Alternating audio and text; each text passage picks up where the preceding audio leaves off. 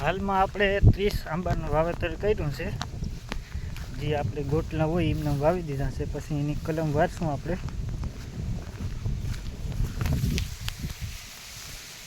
આવી રીતે આપણે 30 આંબા વાવી દીધા છે.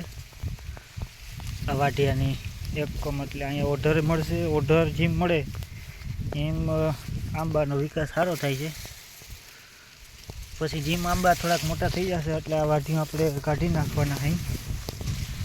30 આંબાનું આપણે વાવેતર કર્યું છે. પછી આની ઉપર કેસર કેરી 2-3 જાતની આપણે વેરાયટીની આપણે આમાં કલમ કરશું.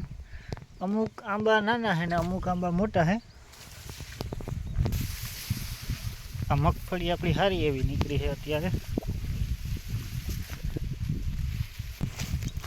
આમ લાઈન કરી છે 30 આંબાની. તો હવે જોઈ મહિના દી પછી કે આનું કવડા થાય. આપણે આમાં પછી કલમ વારશું.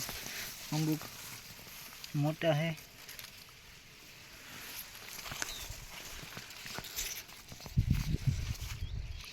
આઠ થી 10 ફૂટનો આમ અંતર રાખ્યું છે 2 આંબા વચ્ચે, એટલે જોવાય પછી. અને આ આપણી માંડવી.